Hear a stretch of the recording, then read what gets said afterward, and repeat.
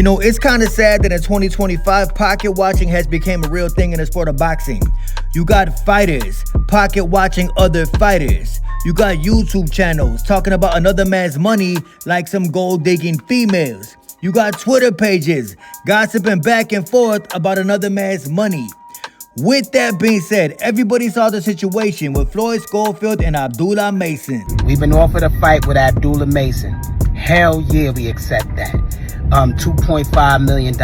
Floyd Schofield Sr. and Floyd Schofield Jr. went on the snitch voice, my bad. The boxing voice with Two-Tone the Superstar, a man who never threw a punch a day in his life, and that New York City rap, the government informant, talking about nothing but money. Gossiping like some females over another man's money. This how you know a boxer is the furthest thing from a street dude. What type of business people go on Instagram Live, go on interviews talking about their money as if it's anybody's business? Trust and believe. The sad thing about this situation is that Mr. Kid, Austin, and Abdullah Mason ain't even gonna fight next. Ring Magazine put out that Abdullah Mason will face Jeremiah Nakatila on June 7th in Norfolk, Virginia. It's gonna be the co-feature to Keyshawn Davis against Evan De Los Santos. Let's see what happens with that. In my personal opinion, this is just another cherry pick for Abdullah Mason. Nakatila been washed up. Shakur Stevenson actually beat Nakatila back in the day, but nobody wanna talk about that. Everybody got their little opinion. For example, Devin Haney reposted up from some low-level boxing page on Twitter named the Queens of Boxing Talk, talking about Kid Austin daddy is everything y'all wanted Devin Haney's dad to be. I do not know why Devin Haney retweeted this because it makes no sense at all whatsoever. One thing I will say about Floyd Schofield Sr., at least Floyd Schofield Sr. does not pretend that he used to be some type of gangster. At least Floyd Schofield Sr. does not pretend that his son is the best fighter on the planet. Bill Haney does. I told you he's a liar. I think emotionally, boxers are some of the weakest individuals on planet Earth. I stand on what I say. Devin Haney did not have to repost this, but his emotion made the man put this up on Twitter. Mayweather Promotions fighter Kermel Moulton tweeted out, "Overpricing yourself is another form of ducking, by the way." Kermel Moulton, in my opinion, is talking about Shakur Stevenson, aka the softest man to ever exist. April 5th, 2025, Shakur Stevenson basically said that he will no longer fight for Turki Al-Ashiki in Riyadh season. He said that Turki Al-Ashiki promised him a number and now he going back. He even disrespected Turki Al-Ashiki culture.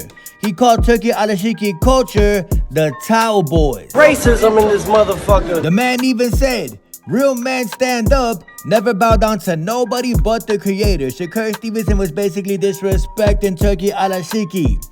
Fast forward to today.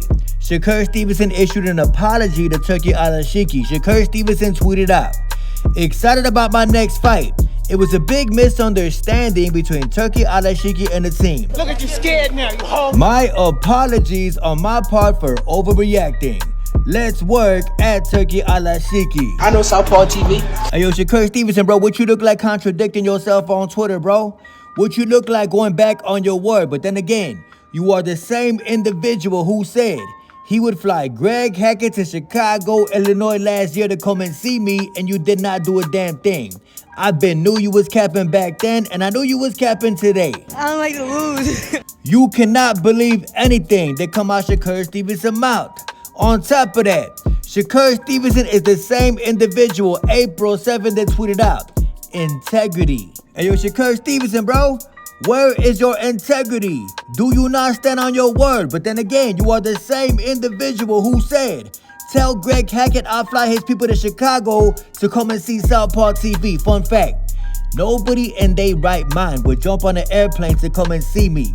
People in Chicago do not even play with me. What makes y'all think somebody from Philadelphia, Pennsylvania is gonna jump on an airplane to come and do some dumb shit? Y'all are East Coast clowns. I stand on every single word I say. Y'all not cut like that. Naj. Come on, Naj. Sunday. And Devin Haney posted up this picture with Sugar Shane Mosley on Instagram. What is the connection with Devin Haney and Sugar Shane Mosley? Let me tell y'all. Back in the day, Sugar Shane Mosley tested positive for PEDs. Where did the man say he got the PEDs from? You guessed it, Mr. Victor Conte, the Tony Montana of PEDs. Steroids. Y'all don't talk about that. Of course, he gonna be working with Sugar Shane Mosley. Of course, he gonna be working with the man who tested positive for PEDs because of Victor Conte. Southpaw always got some bullshit he wanna start. In my personal opinion, social media has ruined the sport of boxing. Social media got everybody and everybody business. For example, Mr. Lamont Roach, another wannabe gangster, decided to become a YouTuber. That's right.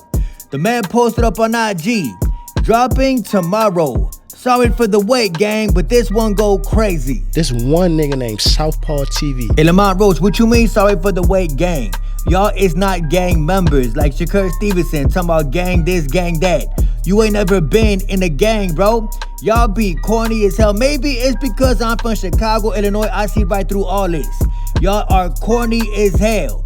Lame as hell. Certified goofies, every single one of y'all. Especially Shakur Stevenson and Lamont Roach. Say, I'm a goofy. He's still milking that Gervonta Davis draw. Fun fact, go back and watch the fight. Gervonta Davis beat Lamont Roach easy. And that's on my kids. And you know it, I know it, and the whole world know it. The moral of the story is, stop oversharing on social media. Nobody care about how much money y'all make unless you a gold-digging female.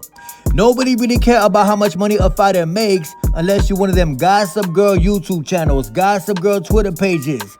Guys with nothing to do but talk about another man's money because they not getting none. Fun fact, if you spend all day on Twitter talking about another man's money, clearly you're not making no type of money. I stand on what I say. Trust and believe. Fight soon, hopefully the end of June.